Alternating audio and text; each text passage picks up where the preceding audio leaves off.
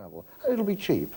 Oh, I was just coming on to that, of course. Hey, could you just answer this before I forget? Are you doing a big advertising campaign? Yes, we're going to start advertising in the next week or so. And that's where, telly or papers? That will be right across the media, newspapers mainly.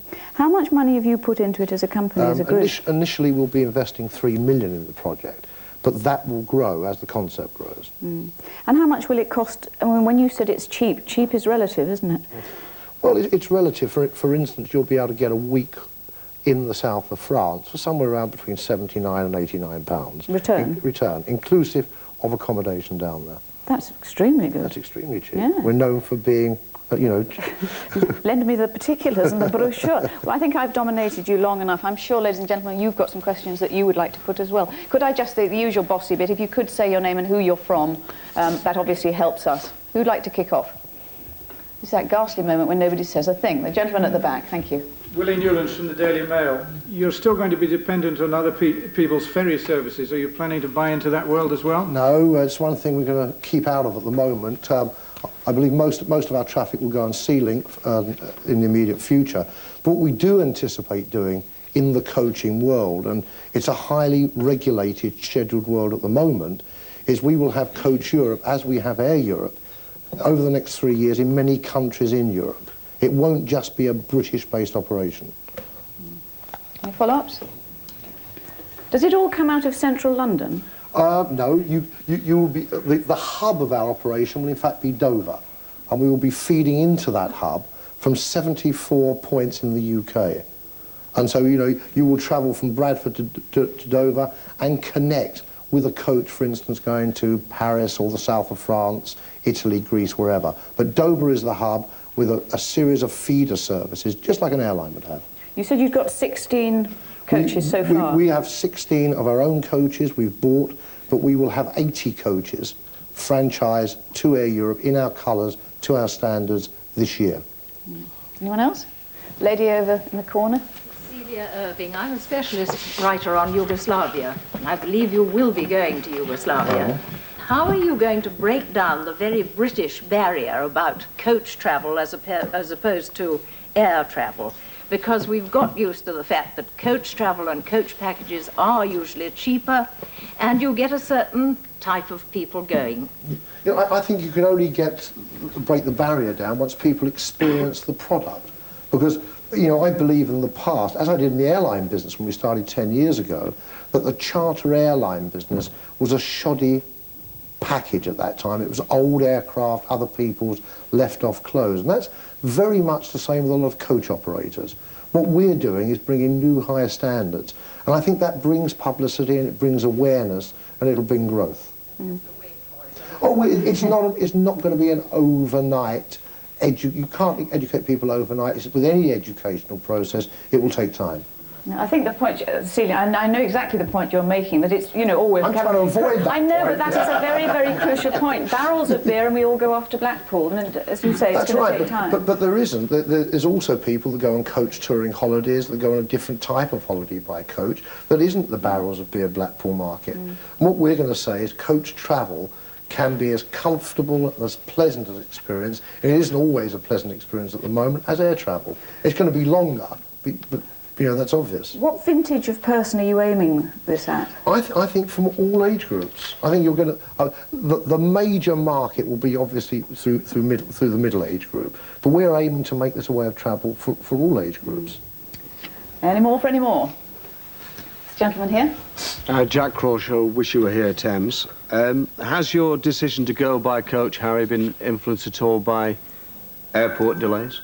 No, it's a market we've been in for 2 or 3 years, and what we've looked at, let's go back to our concept in the airline market, is with deregulation having a series of airline companies in various countries, either franchised or partly owned.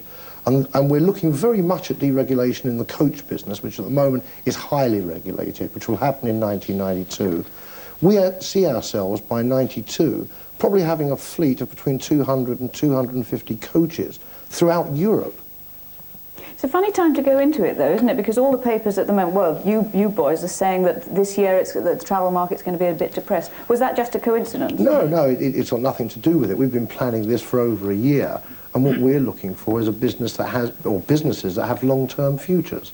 And we believe that it won't grow as fast as the air business, but there is a very big established market that we believe we can grow and take a big share of.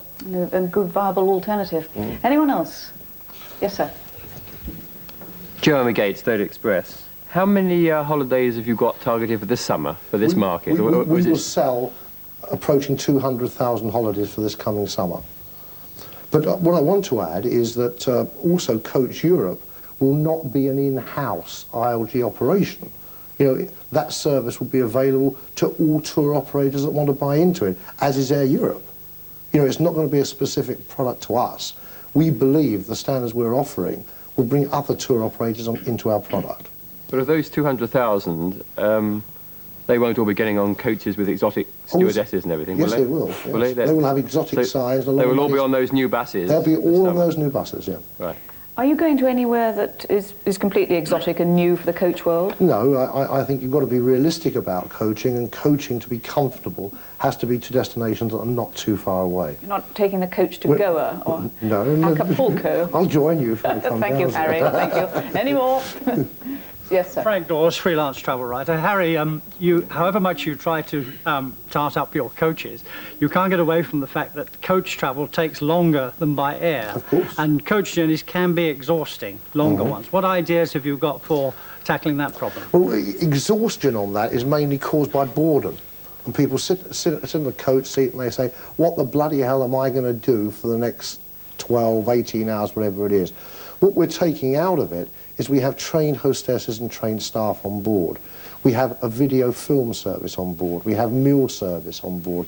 We have drink service on board that is served as you would on board an airline. It's very much longer, but you know, you can't take the complete boredom out of coaching. People that are going to be bored out of their mind for 18 hours, frankly, shouldn't go. But we're looking for that market that for some reason does want to travel by coach. Yes, none of those things you mentioned are actually new. No. What about, for instance, providing sleeper coaches? Well, we've looked at that. We're not doing it at the moment, but that's an idea possibly for longer journeys. What about stops? Oh, we'll stop on the way. It's very nice of you. You know, we'll have rest stops, but bear in mind, you know, these coaches are fully equipped. They have toilets and everything. You know, you can live your life on them. And how long can your driver go for one stint? Oh, well, our driver, within the regulations, all of our coaches carry 2 drivers. The second driver has his own bed and cabin and sleeping compartment on the bus. So they're interchanged. You've got no problem. There have been problems with foreign coaches of drivers driving very long hours. We won't have it. Things have got to be to top standards. And I think what we're looking at is the word standards, which generally, and there are exceptions, haven't been in the coach business.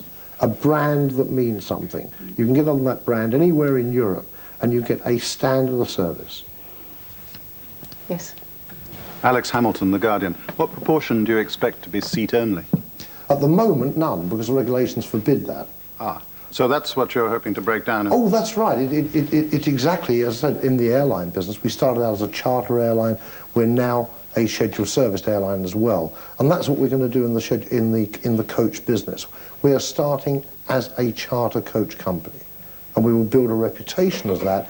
As soon as the regulations change, and it won't be long now, we will be there as a scheduled coach operator. Is that all? Okay, ladies and gentlemen, thank you very much for your questions. Harry, thank you very much for your answers.